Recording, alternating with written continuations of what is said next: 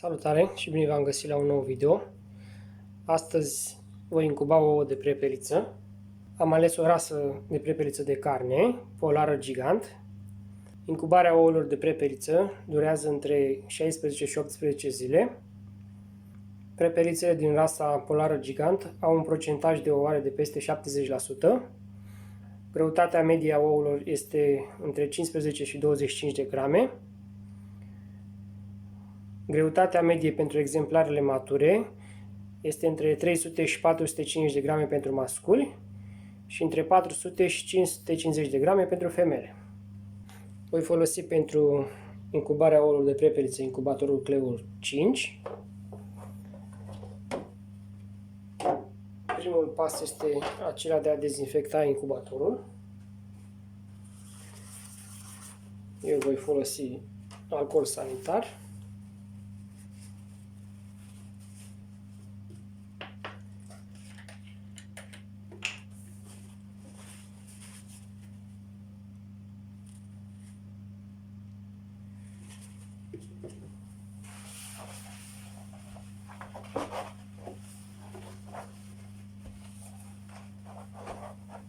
Ștergem bine carcasa.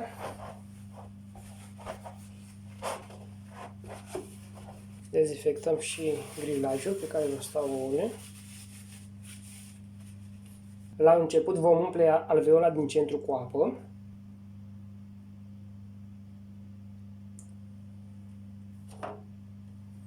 Vom pune grilajul. Iar acum vom așeza ouăle. Așa arată ouăle.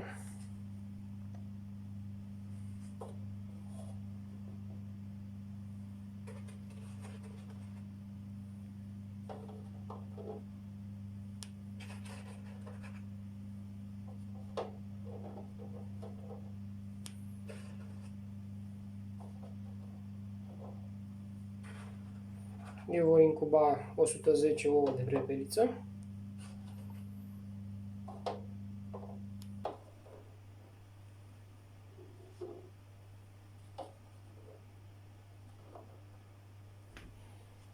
Pentru ca apa din incubator să nu se strice, puteți adăuga și o crenguță de busuioc.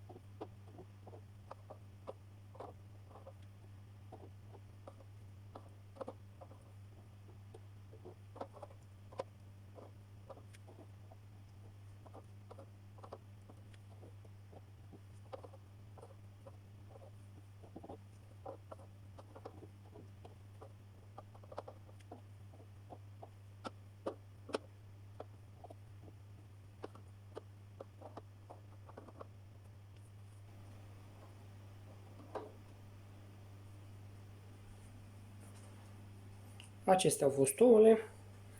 Aici am lăsat un spațiu liber pentru a avea acces la alveolă. În primele 2 zile ouăle nu se întorc. După 2 zile ouăle se întorc de 2 ori pe zi, o dată dimineața, o dată seara. Puii vor începe să iasă începând cu ziua 16. La 16-a zi umpleți ambele alveole cu apă. Atunci când puii au ciocnit, puteți să stropiți ouăle cu un puf deasupra cu apă. Voi pune capacul.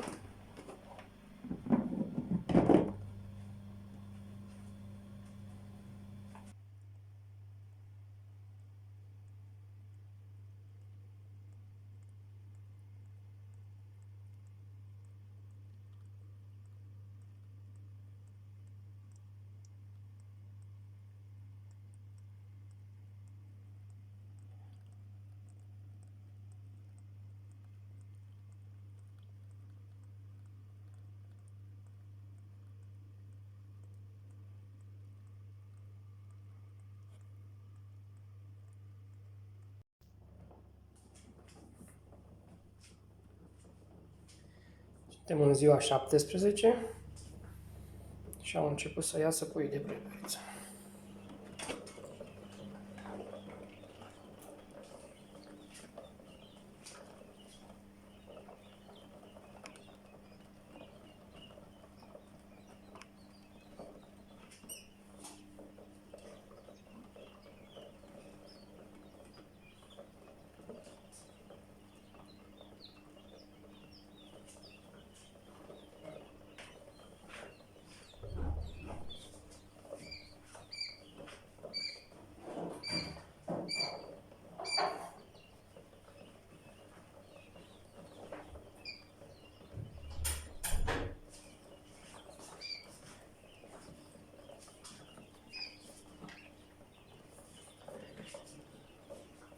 Voi transfera în maternitate.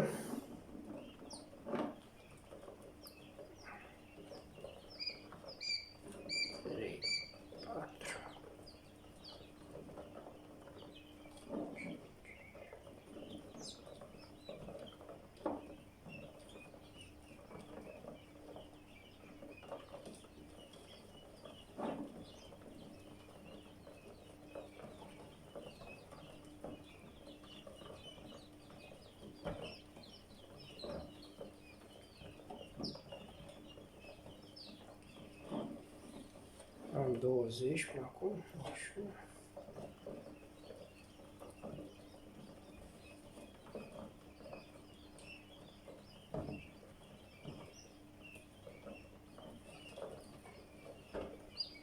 Treizeci.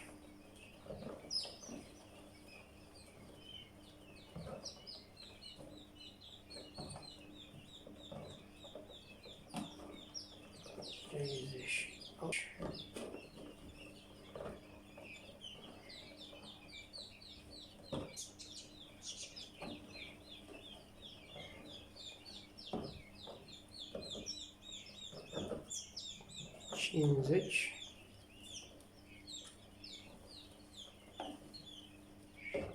53, 74, 75, 56,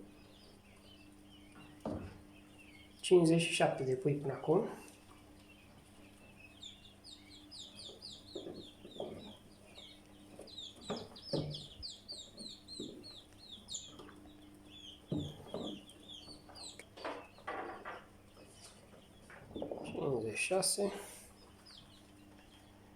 Avem aici 57.